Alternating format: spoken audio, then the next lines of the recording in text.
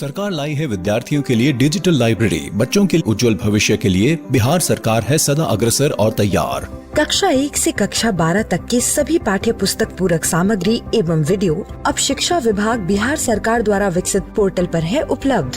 अध्ययन सामग्री देखने के लिए BEPCLots.bihar.gov.in पर विजिट करें अथवा एंड्रॉइड मोबाइल पर गूगल प्ले स्टोर से E-Lots ऐप डाउनलोड करें। शिक्षकों, अभिभावकों एवं बच्चों से अनुरोध है कि इस लाइब्रेरी का अधिक से अधिक लाभ उठाएं और अपनी पढ़ाई जारी रखें। हेलो बच्चों, कैसे हैं आप सब? घड़ी कर रही है इशारा 3 बजने का और वक्त हो चला है हमारा मनपसंद प्रोग्राम का।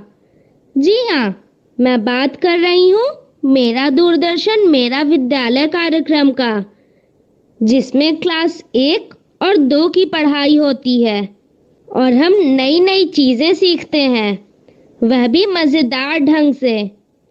अभी चूंकि हम लोगों के स्कूल बंद हैं, इसीलिए अपनी पढ़ाई घर पर ही रहकर करनी है, जिसमें हमारे साथ होते हैं मम्मी, पापा और घर के अन्य बड़े लोग। तो तैयार है ना आप सब? चलिए देखते हैं आज का कार्यक्रम हम लोगों के लिए क्या क्या लेकर आया है। आज हम लोग सबसे पहले सुनेंगे बापू की पाती, जिसमें हम राष्ट्रपति महात्मा गांधी के जीवन प्रसंग से जुड़ी बातों को सुनकर प्रेरणा पाते हैं। उसके बाद हम लोग जोड़ के कुछ दिलचस्प उदाहरणों को देखेंगे। उसके बाद 10 से 20 तक के घटाओं के उदाहरणों को समझेंगे और फिर अंत में चलेंगे पटना का संजय गांधी जैविक उद्यान और देखेंगे जू शो। तो चलिए शुरू करते हैं आज की क्लास मनोरंजन और मस्ती के साथ। 10 से 20 तक की संख्याओं का जोड़। हेलो दोस्तों, मैं हूँ तोता। इस पाठ में आपका स्वागत है। आइए देखें कि इस पाठ में हम क्या सीखेंगे। आज हम 20 तक की संख्याओं को जोड़ना सीखेंगे। आज छोटू और आरती की कक्षा में बच्चे कागज की नाव बनाने वाले हैं। सभी बच्चे अपने अपने घर से रंग बिरंगे कागज लाए हैं। छोटू और आरती के पास भी कुछ रंगीन कागज हैं। मैडम ने बच्चों को नाव बनाना बताया और बच्चे भी मैडम के साथ नाव बनाने लगे। छोटू और आरती को नाव बनाने में इतना मजा आ रहा था कि उन्होंने बहुत सारी नाव बना ली। आओ बच्चों देखें कि छोटू और आरती ने मिलकर कुल कितनी नाव बनाई हैं। 1, 2, 3, 4, 5। तो छोटू ने बनाई 5 नाव और आरती ने बनाई 1, 2, 3, 4, 5 यानी 5 नाव। बच्चों, क्या आप बता सकते हैं कि छोटू और आरती ने मिलकर कुल कितनी नाव बनाई हैं? जी हाँ, छोटू और आरती ने मिलकर बनाई हैं 10 नाव। आरती के पास एक कागज बचा हुआ था और उसने एक और नाव बना ली। बच्चों, क्या आप बता सकते हैं कि छोटू और आरती के पास अब कितनी नाव हैं? आइए देखें। 10 नाव के साथ एक और नाव, तो हो गई कुल 11 नाव। तो बच्चों, देखा आपने, जब हम 10 नाव के साथ एक और नाव जोड़ें तो कुल नाव हो जाएंगी 11 नाव। बसंत का मौसम आ गया है। छोटू और आरती बगीचे में खेल रहे हैं और बगीचे में चारों ओर फूल ही फूल बिखरे हुए हैं। आरती, क्यों ना हम इन फूलों से माला बनाएं? हाँ छोटू, मैं धागे का गुच्छा ले आती हूँ और तब तक मैं कुछ फूल इकट्ठा कर लेता हूँ। छोटू और आरती ने फूलों की माला बनानी शुरू कर दी। छोटू ने 7 सफेद फूलों से अपनी माला बनाई और आरती ने अपनी माला में 5 सफेद फूल डाले। तो बच्चों, क्या आप बता सकते हैं छोटू और आरती ने कुल कितने सफेद फूलों से माला बनाई? आओ देखें। छोटू ने डाले 7 सफेद फूल और आरती ने डाले 5 सफेद फूल। तो बच्चों, सारे फूलों को साथ में देखें तो ये हो गए 10 फूलों का एक समूह और 2 और फूल, यानी कुल मिलाकर 12 फूल। तो बच्चों, 7 और 5 फूल हुए कुल 12 फूल। तो बच्चों, आज के लिए बस इतना ही। इस पाठ में आपने 20 तक की संख्याओं को जोड़ना सीखा। अगली वीडियो में हम 20 तक की संख्याओं को जोड़ने के कुछ और दिलचस्प उदाहरण देखेंगे। 10 से 20 तक की संख्याओं के जोड़ के दिलचस्प उदाहरण भाग 1। तो बच्चों, पिछली वीडियो में आपने 20 तक की संख्याओं को जोड़ना सीखा। इस वीडियो में हम 20 तक की संख्याओं को जोड़ने के कुछ और दिलचस्प उदाहरण देखेंगे। छोटू और सोनू आज खेलने के लिए अपनी गेंदें, बॉल्स मैदान में लाए हैं। खेलने से पहले वे दोनों एक दूसरे को अपनी गेंदें दिखाने लगे। वाह छोटू, तुम्हारे पास तो बहुत सारी गेंद है। हाँ सोनू, मेरे पास 9 गेंदें हैं। तुम्हारे पास कितनी गेंद है? मेरे पास 4 गेंद है। तो हमारे पास कुल मिलाकर कितनी गेंद हुई? बच्चों, क्या आपको पता है? आइए देखें। छोटू के पास है 9 गेंद और सोनू के पास है 4 गेंद। तो इसका मतलब है कि सारी गेंदों को मिलाकर बन रहा है 10 का एक समूह और 3 और गेंदें, यानी कुल मिलाकर हुई 13 गेंदें। तो बच्चों, 9 गेंदें और 4 और गेंदें मिलकर हुई 13 गेंदें। बच्चों, क्या आपको दहाई और इकाई याद है?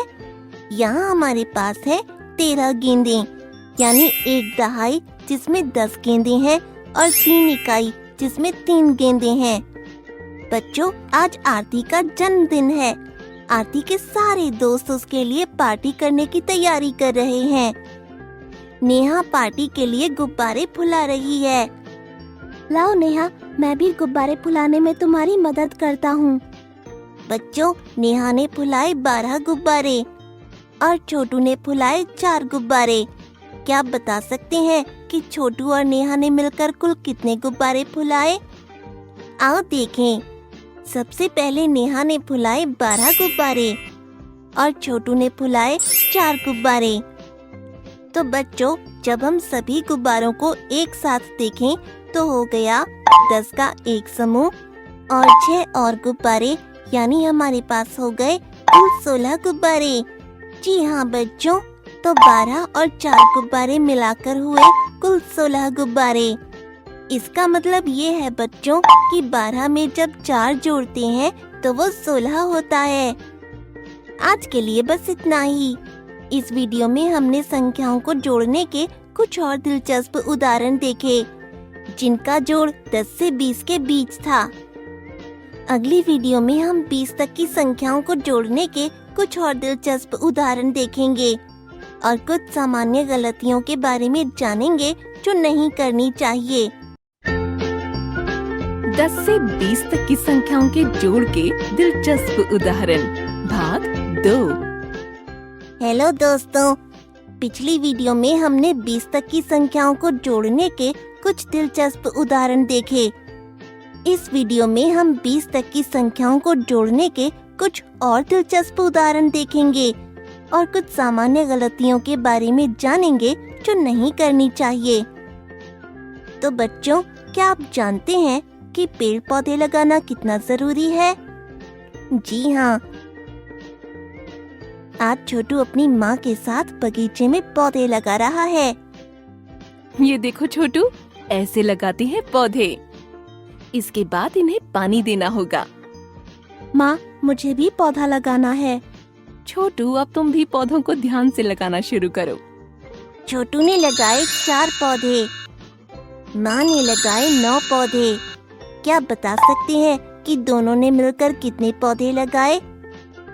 आइए देखें। छोटू, जरा गिन कर बताओ कि हमने कितने पौधे लगा लिए हैं? हमने लगाए हैं 4, 5, 6, 7, 8, 9, 10, 11, 12। माँ, हमने कुल 12 पौधे लगाए हैं, है ना माँ? बच्चों, क्या छोटू ने सही गिनती की है? आइए देखें। नहीं छोटू, ऐसे नहीं। आओ एक बार फिर से हम इन पौधों को गिनते हैं। देखो, सबसे पहले तुमने लगाए 4 पौधे, उसके बाद मैंने लगाए 9 और पौधे। तो पहले थे 4 और 4 के बाद ये हुआ 5वां पौधा। ये है 6, फिर 7, 8, 9, 10, 11, 12, 13, यानी कुल मिलाकर हमने लगाए 13 पौधे। आज के लिए बस इतना ही।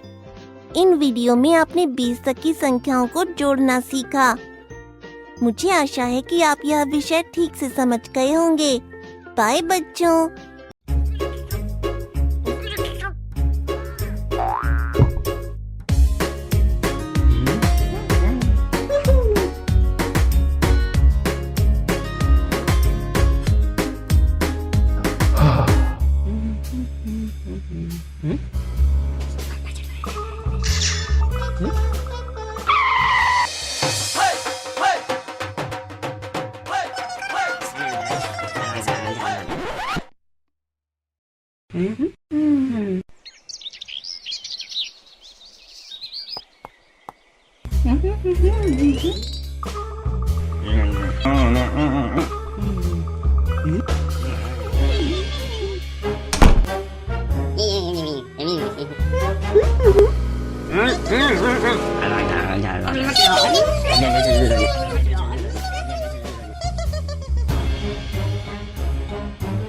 Désolé, c'est la Covid que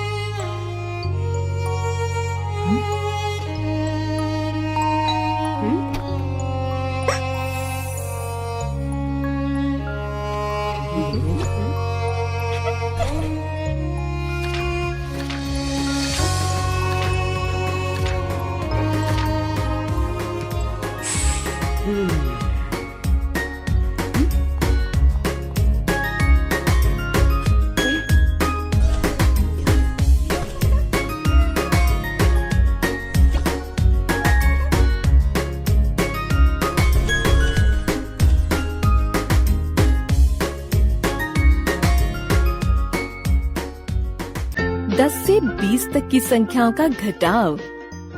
hello बच्चों, मैं हूँ तोता। इस पाठ में आपका स्वागत है।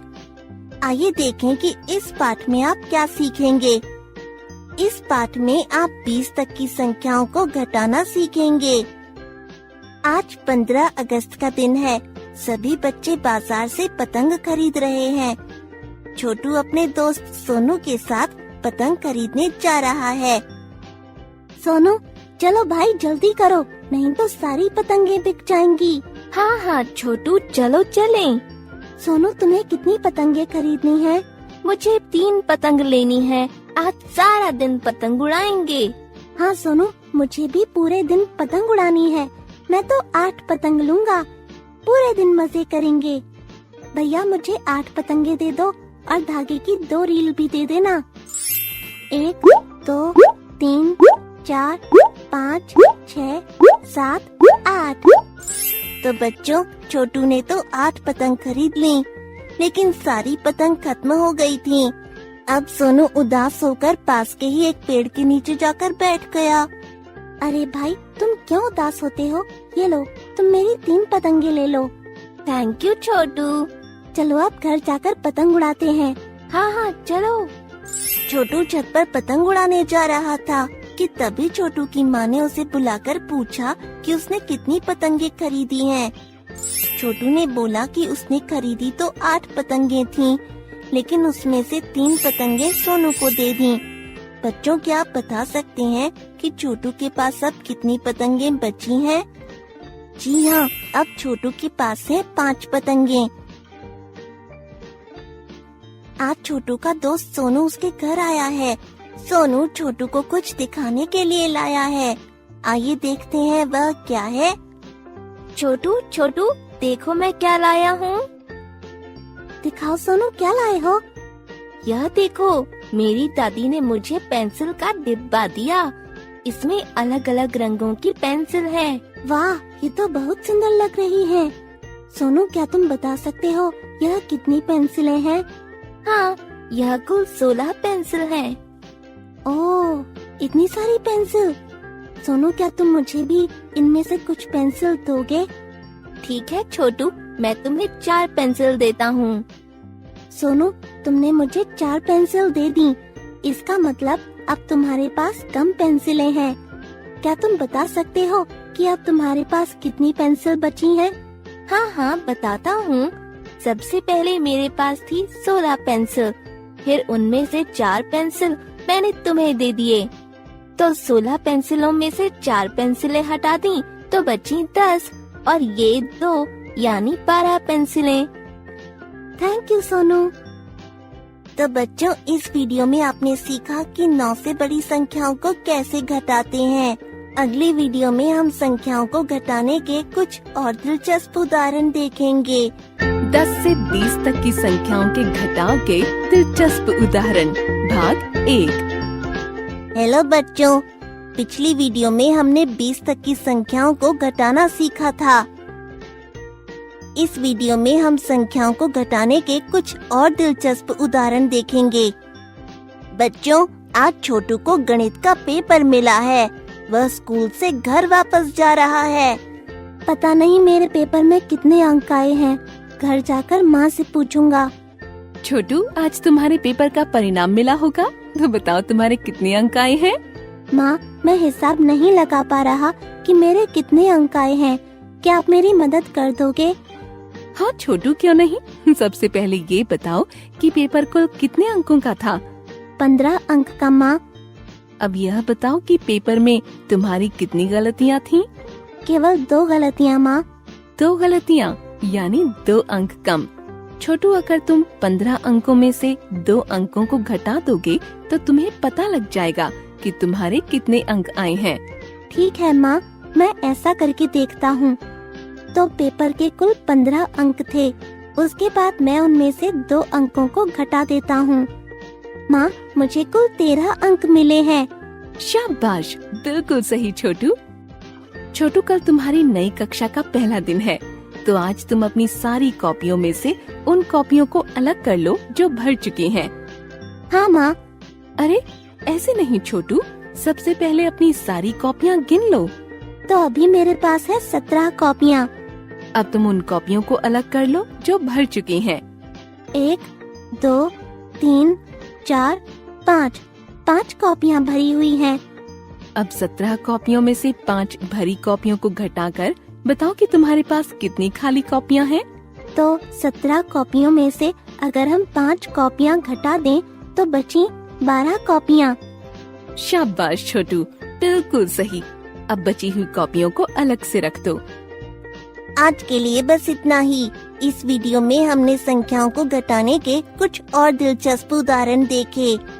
अगली वीडियो में हम 20 तक की संख्याओं को घटाने के कुछ और दिलचस्प उदाहरण देखेंगे और कुछ सामान्य गलतियों के बारे में जानेंगे जो नहीं करनी चाहिए। 10 से 20 तक की संख्याओं के घटाव के दिलचस्प उदाहरण भाग 2। तो बच्चों, पिछली वीडियो में हमने संख्याओं को घटाने के कुछ दिलचस्प उदाहरण देखे। इस वीडियो में हम संख्याओं को घटाने के कुछ और दिलचस्प उदाहरण देखेंगे और कुछ सामान्य गलतियों के बारे में जानेंगे जो नहीं करनी चाहिए। आज छोटू और आरती बाजार आए हुए हैं। आरती, क्या तुम्हें पता है कि चूड़ियों की दुकान कहाँ है? हाँ छोटू, बाजार के आखिर में एक चूड़ी वाले की दुकान है। पर तुम चूड़ियाँ क्यों ले रहे हो? आरती, मुझे अपनी माँ के लिए चूड़ियाँ खरीदनी है। कितनी चूड़ियाँ दूं बेटा? आंटी, हमें 16 चूड़ियाँ दे दो। ये लो। छोटू और आरती चूड़ियाँ लेकर छोटू के घर जाते हैं। घर जाकर जब उन्होंने डिब्बा खोलकर देखा तो उसमें 4 चूड़ियाँ टूटी हुई थीं। लगता है रास्ते में लाते हुए टूट गईं। आरती, देखो ये क्या हुआ? डिब्बे में 4 चूड़ियाँ टूट गईं। छोटू, अब तुम्हारे पास कुल कितनी चूड़ियाँ बची? चलो एक एक करके टूटी चूड़ियों को हटाते हैं और बची चूड़ियाँ गिनते हैं। 16 चूड़ियों में से एक चूड़ी टूटी तो बची 6 चूड़ी। अरे लेकिन ये तो 6 से ज्यादा लग रही हैं। छोटू, तुम गलत गिन रहे हो। तो दोस्तों देखते हैं आरती ने ऐसा क्यों कहा। 16 में 1 दहाई और 6 इकाई होते हैं, और जब हम 16 में से 1 इकाई घटाते हैं तो बचता है 1 दहाई और 5 इकाई, यानी 15 चूड़ियाँ। इसका मतलब ये है बच्चों कि 16 चूड़ियों में से 4 चूड़ियाँ घटाएं तो बचेंगी 12 चूड़ियाँ। तो छोटू के पास है 10 का एक समूह और 2 और चूड़ियाँ, यानी कुल मिलाकर 12 चूड़ियाँ। अच्छा, अब मैं समझा। थैंक यू आरती। बच्चों, कल छोटू के स्कूल में गणित की परीक्षा है। छोटू की माँ ने उसे कुछ सवाल दिए हैं। छोटू, तुम तो जानते ही हो कि इस चिन्ह का क्या मतलब है। हाँ, इस चिन्ह का मतलब है घटाना या कम करना। चलो अब तुम ये सारे प्रश्न करके कल की परीक्षा के लिए अभ्यास कर लो। माँ, मैंने सारे प्रश्न कर लिए हैं। अरे छोटू, तुम्हारे सारे उत्तर सही हैं, सिवाय एक प्रश्न के। कौन सा प्रश्न माँ? तुमने 16 में से 0 घटाया तो तुम्हें क्या मिलेगा? चलो देखते हैं। ये देखो, सबसे पहले ये रहे 16 गोले। अब इनमें से हमें 0 गोलों को हटाना है। अब तुम बताओ 0 का क्या अर्थ है? एक भी नहीं। तो जब हमने 16 गोलों में से एक भी नहीं घटाया तो हमारे पास कितने गोले रह गए? 16 गोले। हाँ छोटू, सही कहा तुमने, 16 गोले। इसका मतलब ये है छोटू कि किसी भी संख्या में से 0 घटाने से, यानी कुछ भी ना घटाने से हमें वही संख्या मिलती है। तो बच्चों, आज के लिए बस इतना ही। इन वीडियो में हमने घटाव के कुछ और दिलचस्प उदाहरण देखे और कुछ सामान्य गलतियों के बारे में जाना। मुझे आशा है कि आप यह विषय ठीक से समझ गए होंगे। बाय दोस्तों।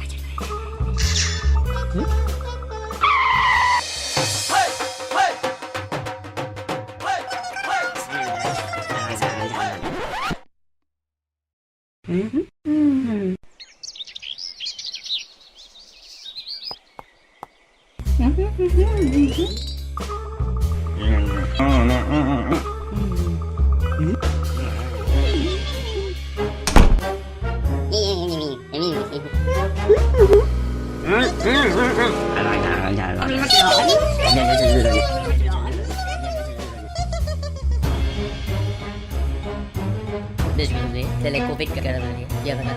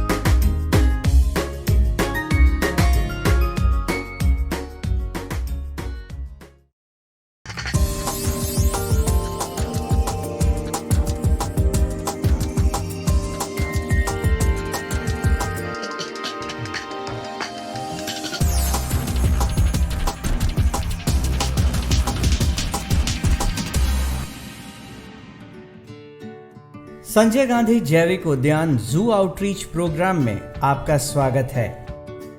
आज हम किसी जानवर या पक्षी के एनक्लोजर के पास नहीं चलेंगे, बल्कि चलेंगे वहां जिसके कारण संजय गांधी जैविक उद्यान को राजधानी पटना का लंग्स ऑफ द सिटी यानी शहर का फेफड़ा कहा जाता है।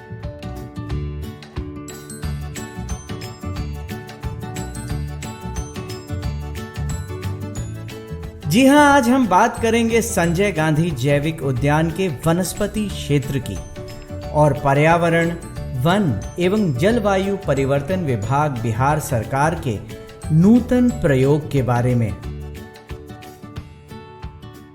जब पूरे विश्व में विकास कार्यों के लिए जंगलों और पेड़ों की बिना रोक टोक कटाई हो रही है, वैसे समय में पर्यावरण, वन एवं जलवायु परिवर्तन विभाग बिहार सरकार ने निर्णय लिया कि विकास कार्यों के लिए राजधानी पटना या उसके आसपास जितने भी पुराने पेड़ों को रिलोकेट किया गया, उन पेड़ों को वैज्ञानिक तरीके से जड़ सहित उखाड़कर आवश्यकता के अनुसार लगाया जाएगा। उनका समुचित देखभाल किया गया और उन्हें फिर से जीवित किया गया।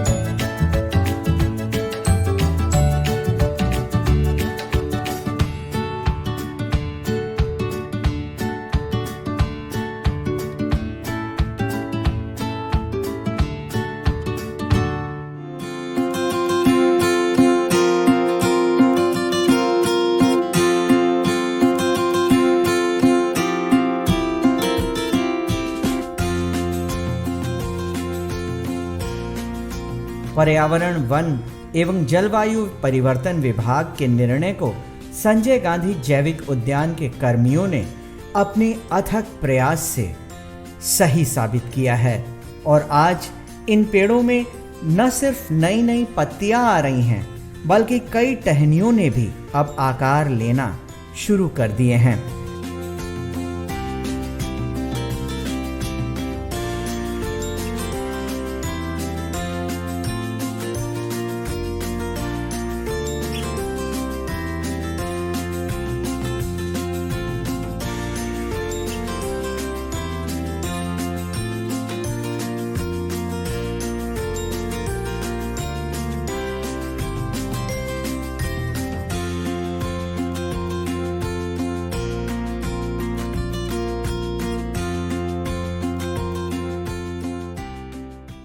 आज ये फिर से लगाए गए पेड़ न सिर्फ उद्यान के जंगली दृश्य को बनाए रखने में मदद कर रहे हैं, बल्कि चिड़ियों, तितलियों और गिलहरियों का बसेरा भी बन गया है। जो पटना जू का ओरिएंटेशन है, जो ज्योग्राफिकल लोकेशन है, ये पुराने समय में काफ़ी पुराने टाइम में यहाँ से सोन नदी गुजरती थी और बाद में कालांतर में धीरे धीरे जैसे जैसे डेवलपमेंट होता गया तो सोन नदी अपना कोर्स शिफ्ट करती गई और इसे काफ़ी दूर तक चली गई। तो यहाँ का सॉइल काफ़ी सैंडी है और इस कारण से यहाँ जो भी प्लांट्स वगैरह हैं उनका ये काफ़ी बाइंडिंग स्ट्रेंथ कम है, ये फ्रेगाइल होते हैं और काफ़ी यहाँ पे जो वृक्ष हैं वो एजेड भी थे और वो धीरे धीरे अपने रोटेशन एज को प्राप्त करते गए या किसी भी तरह का अगर इन्फेस्टेशन हुआ तो उनका रूट सिस्टम कमज़ोर होने के कारण यहाँ पे ये देखा गया कि वृक्ष जो काफ़ी बड़े हैं वो उनका हल्का सा भी बारिश होने पे फेलिंग हो जा रहा है, वो गिर जा रहे हैं, टॉपल कर जा रहे हैं। तो इसी क्रम में पटना के अलग अलग जगहों पे जो डेवलपमेंटल वर्क्स हैं, जैसे अगर कहीं एनएच का एक्सपेंशन हो रहा है, रोड का एक्सपेंशन हो रहा है या एयरपोर्ट पे कार्य चल रहा है, तो वहाँ पे कुछ वृक्षों को वो कंस्ट्रक्शन साइट से हटाया जाना आवश्यक था। तो इसी को देखते हुए बिहार सरकार ने एक बड़ा ही अपने तरह का अनूठा प्रयास किया कि किसी भी वृक्ष को वहाँ से हम लोग काटेंगे नहीं और उसको ट्रांसलोकेट किया जाए। ये अलग अलग तरह के स्पीसीज हैं इसमें, जैसे पीपल, बरगद, गुल्लड़, पाकर, नीम, उसके अलावा करंज, जामुन और भी बहुत सारे स्पीसीज हैं जो यहाँ पे ट्रांसलोकेट किए गए हैं।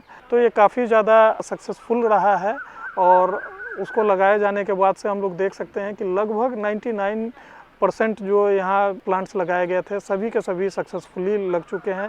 सभी में ब्रांचेज आ गए हैं, कुछ ट्रीज में फ्लावरिंग शुरू हो गया है और किसी भी प्लांट को ट्रांसप्लांट करने से पहले उनका रूट का प्रिपरेशन किया जाता है। उसके अतिरिक्त जो मेन टेक्निकल चीज़ों को देखा जाता है उसमें इनके ब्रांचेज का भी कटिंग किया जाता है। कटिंग करने के बाद बॉडेक्स मिक्सचर का लेप लगाया जाता है जिससे कि उसमें किसी भी तरह का फंगल इन्फेक्शन नहीं हो जो ब्रांचेस कट किए जाते हैं। उसके बाद एक पार्टिकुलर पैटर्न में ही ये प्लांट जो है ग्रो करते हैं। तो ऐसा देखने में प्रतीत होता है जैसे ये बड़े आकार के बॉन्साई हैं जो पार्क्स के लिए बड़ा ही अनूठा इनका एक स्ट्रक्चर होता है, आर्किटेक्ट होता है। तो टोपाइडी और जो बॉन्साई की कला है वो अगर कहा जाए तो ये एक बड़े प्लांट में करना भी अपने आप में एक अलग ही संतुष्टि देता है। 153 एकड़ में फैला ये संजय गांधी जैविक उद्यान 2 भागों में बटा है। एक भाग जंतु का है और दूसरा वनस्पति का। यहाँ आने वाले दर्शक हर प्रकार के जानवर और पक्षी को देखकर रोमांचित होते हैं और साथ साथ इन 150 प्रजाति के 3000 से भी अधिक पेड़ों के छांव में आकर चैन की सांस लेते हैं। यही है संजय गांधी जैविक उद्यान की खासियत। संजय गांधी जैविक उद्यान जू आउटरीच प्रोग्राम में आज हम जिस पक्षी के बारे में बात करेंगे वो हिमालयन ग्रिफिन है, जिसे लोग बड़ा गिद्ध भी कहते हैं। ये एक बड़े आकार का फीके पीले रंग का गिद्ध होता है जो सारे हिमालयी क्षेत्र में पाए जाते हैं। हिमालय में ये भारत के अलावा काबुल से भूटान, तुर्किस्तान और तिब्बत तक में पाए जाते हैं। हिमालयन ग्रिफिन एक अनूठा पीला सफेद गिद्ध है। इसके पंख काफी बड़े और पूंछ छोटी होती है। इसका ज्यादातर शरीर हल्के पीले सफेद रंग का होता है।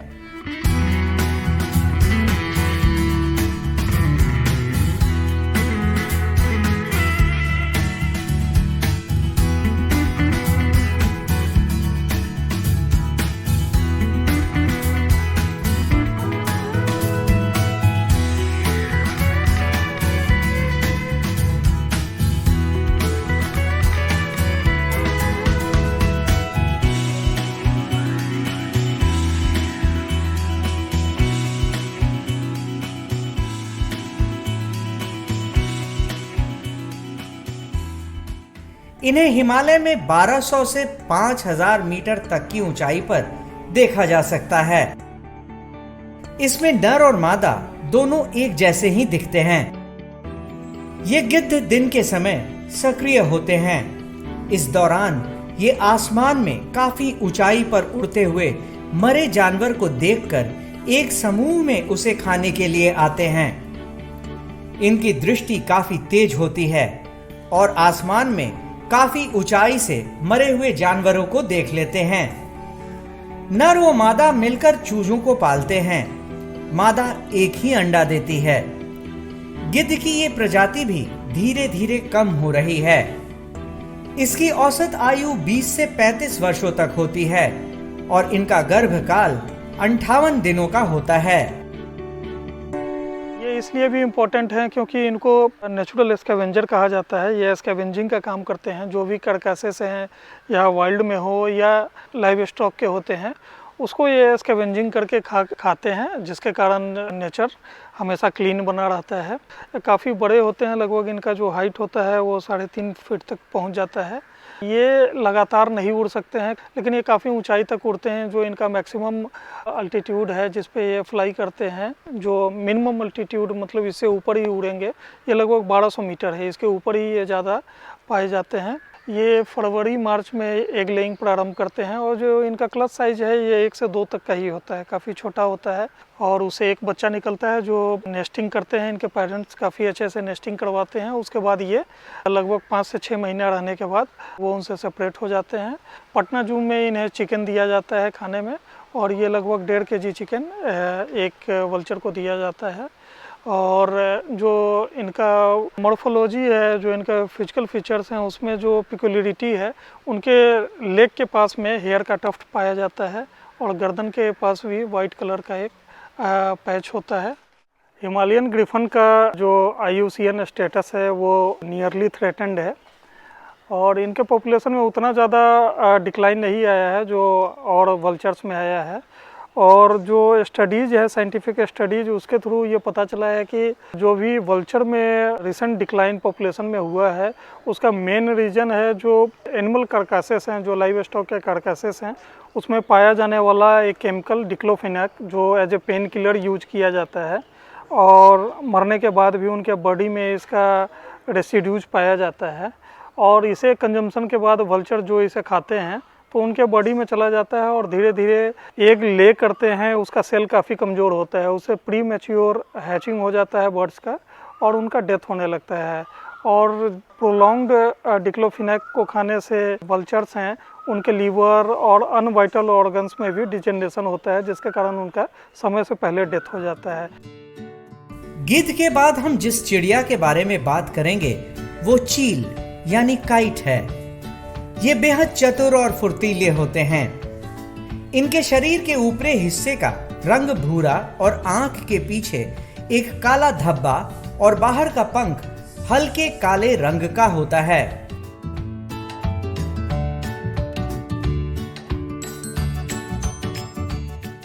इनकी चोंच आगे की ओर झुकी हुई होती है और ये यहाँ के स्थायी निवासी हैं जो सामान्यतः खुले मैदान और मानव बस्तियों के सामने उड़ते हैं।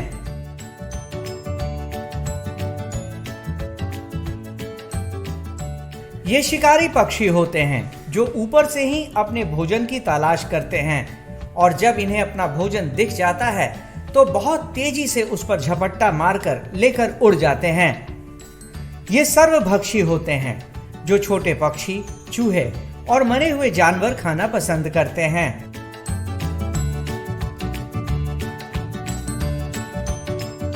ये आसमान में काफी ऊंचाई पर उड़ते हैं। इनका वजन 700 से 900 ग्राम तक होता है।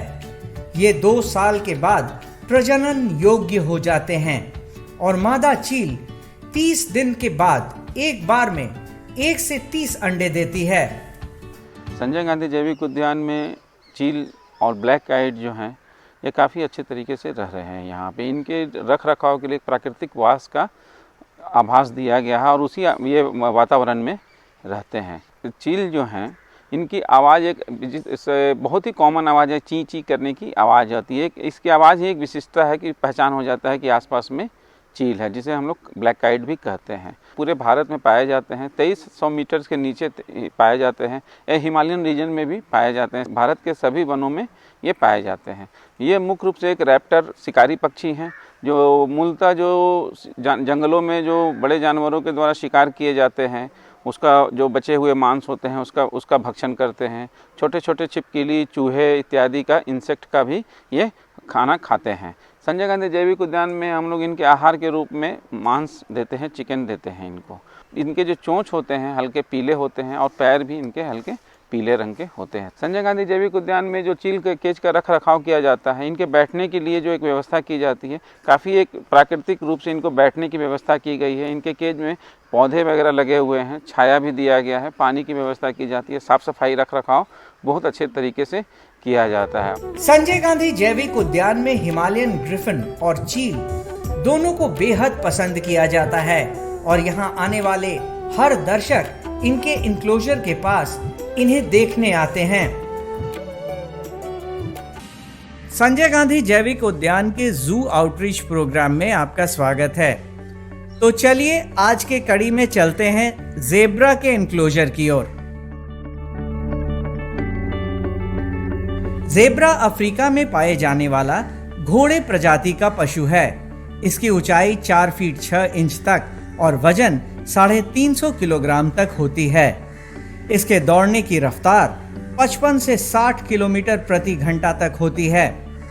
ज़ेब्रा मुख्यतः हरी पत्तियां, घास, पेड़ों की टहनियां एवं छाल खाता है।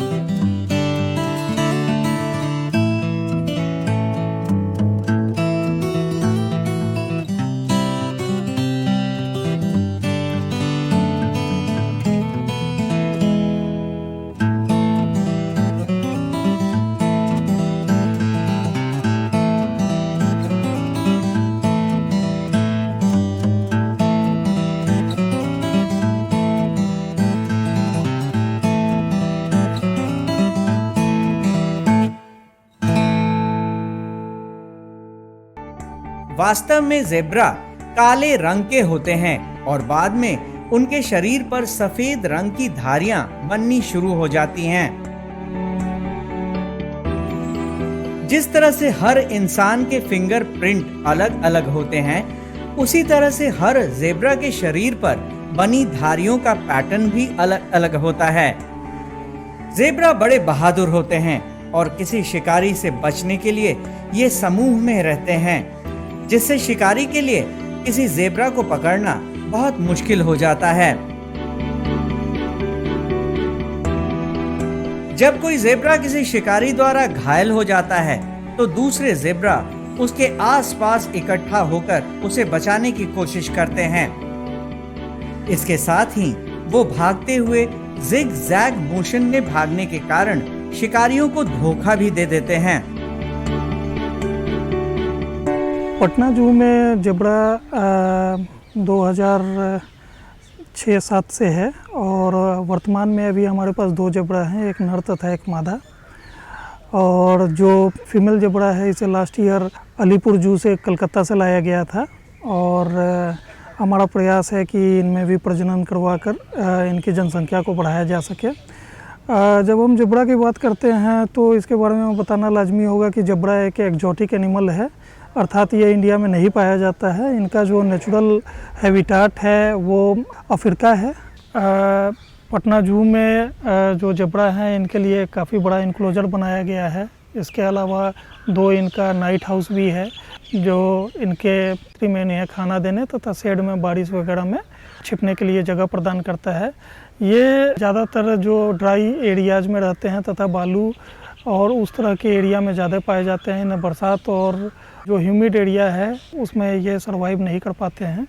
तो उसी से मिलता जुलता है यहाँ पटना के जो जू इनक्लोजर है इसको उसी ढंग से नेचुरलिस्टिक बनाया जाता है। इसके मेंटेनेंस के तौर पे हम लोग यहाँ पे जो बालू का रेगुलर चेंज करते हैं तथा चूना इत्यादि का छिड़काव किया जाता है, जिससे कि इनमें फ्ली या अन्य किसी भी तरह की प्रॉब्लम नहीं हो। मादा ज़ेब्रा 3 वर्ष में और नर ज़ेब्रा 5 साल में प्रजनन योग्य हो जाते हैं। इनका गर्भावस्था काल लगभग 12 माह का होता है। ये सामान्यतः 25 वर्षों तक जीवित रहते हैं। ज़ेब्रा की सुनने और देखने की क्षमता अधिक होती है और यह रात में भी देखने में सक्षम हैं। ज़ेब्रा के सोने का अंदाज थोड़ा अलग होता है। वो लेटकर सोने के बजाय खड़े खड़े ही सो लेते हैं।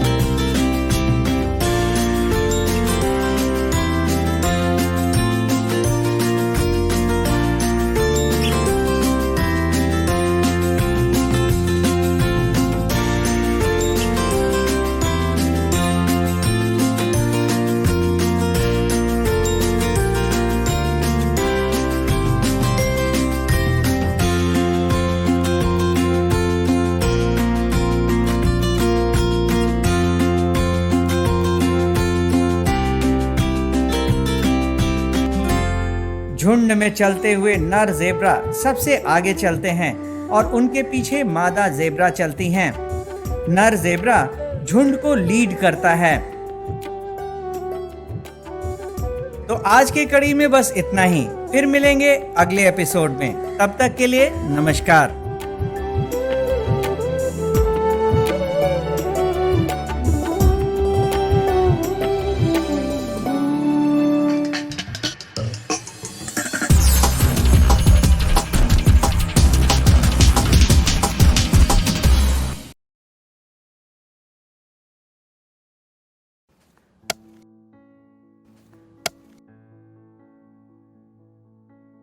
अरे भाई राजू, क्या? अरे सुने कि कल चाचा कुछ बता रहे थे, क्या बोल रहे थे? हाँ, चाचा कल बहुत बढ़िया बात बता रहे थे। कह रहे थे कि हम लोगों को अपने बच्चा लोग के पढ़ाई लिखाई पे ध्यान देना चाहिए। सिर्फ स्कूल भेजने से कुछ नहीं होता। बात तो ठीक है, लेकिन हम लोग ये करेंगे कैसे? हम लोगों को तो पढ़ना लिखना भी नहीं आता है। हम भी यही सोच रहे थे। अरे वो देखो, मास्टर साहब भी सही टाइम पे आ गए। चलो उन्हीं से पूछ लेते हैं। मास्टर साहब प्रणाम। प्रणाम प्रणाम। मास्टर साहब, आपसे एक बात का जानकारी लेना था। हाँ पूछिए। अब हम लोग तो ठहरे कम पढ़े लिखे आदमी, हाँ। लेकिन हम लोग का बच्चा लोग स्कूल में जाके क्या करता है, क्या सीखता है, क्या पढ़ता है, ये हम लोग कैसे जानेंगे? बहुत आसान है। अच्छा, कैसे? चलिए आप लोग स्कूल में, हम बताते हैं। जी जी चलिए। जी सर चलिए। चलो चलो। हाँ हाँ चलिए। हाँ हाँ हम उठा लेते हैं। चल। आइए, ये देखिए, ये है क्लास 3 का अधिगम प्रतिफल पोस्टर। इसका मतलब है यदि आपका बच्चा वर्ग 3 में पढ़ता है तो उसे इस पोस्टर में जो लिखी गई सारी चीजें उसे जानकारी होनी चाहिए। ये क्या है? पक्षी। और ये क्या है? पेड़। यानी कि तीसरी कक्षा समाप्त होते होते आपका बच्चा पशु, पक्षी, फूल, पत्ती आदि के बारे में सीख जाएगा। हर क्लास और हर विषय के लिए अधिगम प्रतिफल पोस्टर बनाए गए हैं। आइए कुछ दूसरे तरीके जानते हैं। जी सर। ये देखिए, ये है हमारे बच्चों की कॉपियाँ और ये है सही का निशान। इसका मतलब है कि इस प्रश्न का उत्तर आपके बच्चे ने बिल्कुल सही दिया है। जितना ज़्यादा होंगे ये निशान, उतना बढ़िया सीखा है आपका बच्चा। और ये क्या है? गलत का निशान। हाँ, ये है गलत का निशान और इसका मतलब है आपके बच्चे ने इस प्रश्न में कुछ गलती की होगी। और ये निशान जितना ज़्यादा होगा, आपको अपने बच्चे पे उतना ही ध्यान देने की ज़रूरत है। लेकिन पूरे साल में हमारा बच्चा क्या क्या सीखा, ये कैसे जानेंगे? बिल्कुल जानेंगे। उसके लिए भी हमारे पास कुछ साधन है। उनमें से एक है प्रगति पत्रक। इसके माध्यम से आप घर बैठे जान सकेंगे कि आपका बच्चा पूरे साल में क्या कुछ सीखा। देखिए, ये है 3 स्टार। इसका मतलब होता है सीख चुका है, आपका बच्चा सीख चुका है। और 2 स्टार का मतलब है बच्चा सीख रहा है। और 1 स्टार का मतलब अभी सीखने की आवश्यकता है। जी हाँ। ये तो बहुत आसान है। अब तो हम जैसे बिना पढ़े लिखे लोग भी अपने बच्चों की कॉपी आसानी से जांच कर पाएंगे। बिल्कुल जांच पाएंगे मनोज। हाँ। और मास्टर साहब, आपने तो बिल्कुल सही बात बताई थी। तो ठीक है, चलते हैं। आज जो आपने हमको बताया है वो हम सबको बताएंगे। आप क्या करेंगे? आइए हम मिलकर अपने बच्चों के भविष्य को एक नई उड़ान दें। आज हम पूछेंगे तो कल ये सीखेंगे। सरकार लाई है विद्यार्थियों के लिए डिजिटल लाइब्रेरी। बच्चों के उज्जवल भविष्य के लिए बिहार सरकार है सदा अग्रसर और तैयार। कक्षा 1 से कक्षा 12 तक की सभी पाठ्य पुस्तक पूरक सामग्री एवं वीडियो अब शिक्षा विभाग बिहार सरकार द्वारा विकसित पोर्टल पर है उपलब्ध। अध्ययन सामग्री देखने के लिए BEPCLOTS.bihar.gov.in पर विजिट करें अथवा एंड्रॉइड मोबाइल पर गूगल प्ले स्टोर से ई-लॉट्स ऐप डाउनलोड करें। शिक्षकों, अभिभावकों एवं बच्चों से अनुरोध है कि इस ई लाइब्रेरी का अधिक से अधिक लाभ उठाएं और अपनी पढ़ाई जारी रखें। आशा करती हूँ बच्चों, आज आपको बहुत मजा आया होगा और आपने इल्मों से बहुत कुछ सीखा भी होगा। तो मिलते हैं अगले एपिसोड में।